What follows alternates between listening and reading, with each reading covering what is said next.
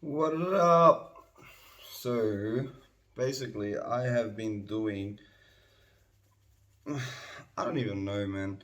I've been just doing myself. I don't even know where I'm sitting in terms of like my life trajectory, but all I know is things are starting to make a bit more sense.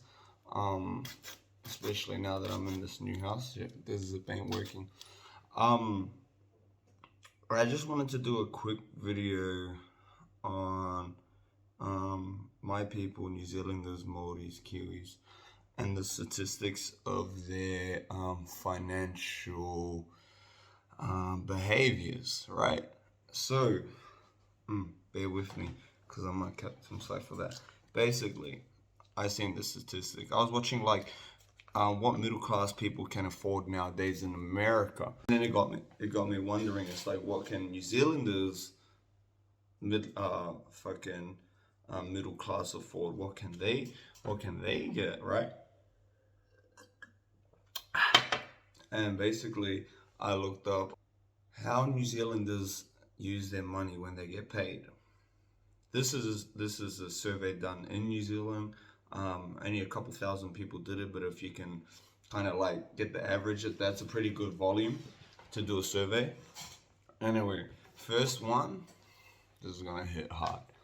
One in every three people in New Zealand live paycheck to paycheck. Shit, that's crazy. That's basically, and I saw the other statistic. I heard another statistic in America that if a family had, this is middle class too. This isn't low. This isn't lower. Yeah. Another family had to, if they had a emergency thing that they needed to pay for that was less than $400, $400 or less, they couldn't, or more, they couldn't do it. So like if someone had fucking an injury, lost their job or something, they would not be able to do it, which leads me to the next one, right? Is 15% of New Zealanders, they couldn't last longer than a week if they lost their job today. That's crazy. That is crazy. I am not perfect with my money. I am not great with my money. I couldn't give a fuck about money. Sorry. It's just insane. And I think that's another thing that's um engraved into a lot of our people's mindset is like it's just money. You can spend it, you can buy stuff that you want with it, and sometimes wants aren't necessarily what you need, which is fucking sometimes that you want that thing so bad that you need it and you forget like nah, you don't need it. And to put it into numbers, right? This is crazy. Is 1.4 million people in New Zealand don't have an emergency fund. So if you're an emergency fund is kind of like there's a general number for it that you can equate for yourself. Whatever you make in 6 months is what you're meant to have in a savings. So if you have a weekly payment, fortnightly payment, monthly payment, whatever, let's say you get $1,000 a month, right? And it can pay for all your bills, blah, blah, blah, grand a month. So in 6 months, you would get 6 grand. Like that's a low number, but I'm just saying you need 6 grand in your savings for an emergency, whether you lose your job, whether you want to move, whether something happens. Having 6 months of your yearly salary will be is a good saving scheme. That is something that no one in my family was ever taught that I know of. If their parents taught them that, thank God. I know my mum wasn't financially witty, but she had a good income, so she was able to always maintain a stability in our life. She's a teacher, so it worked out for her, right? And over time, she's gotten better. Apart from male acquaintances have ruined it for her, but that's something that she has to internally resolve and figure out. Um, like I'm looking at this as I go, right? And then what's it?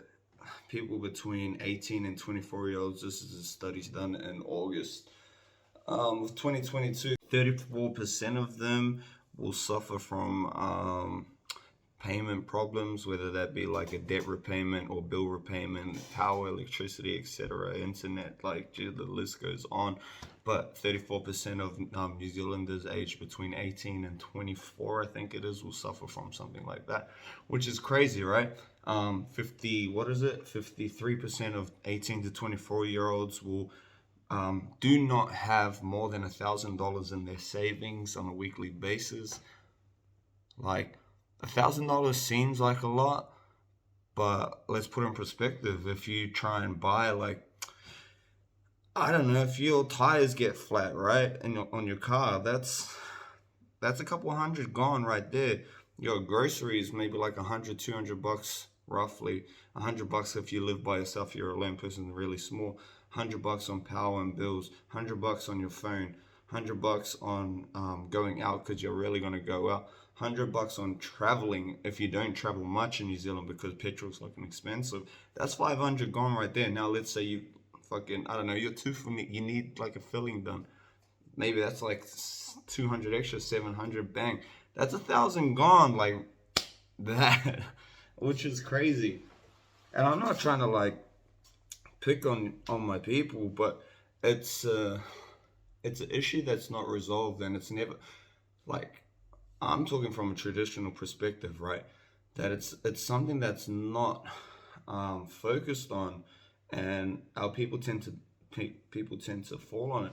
But the thing is, right, like in our culture, you have a small town, you live in that small town, you pay the bills, you don't really need that much money. But the issue of that is when you do need that money, shit goes haywire. And if you don't have an older sibling, an old family member, a more mature family member with financial stability, everything goes wrong. And it's pretty sad understanding this issue that my people have. So I want to try and make like a cultural initiative and try and learn and teach my younger generation. It won't be just with finance too, though. It'll be how you hold yourself, how you present yourself too. Yeah. If you watch this far, thank you.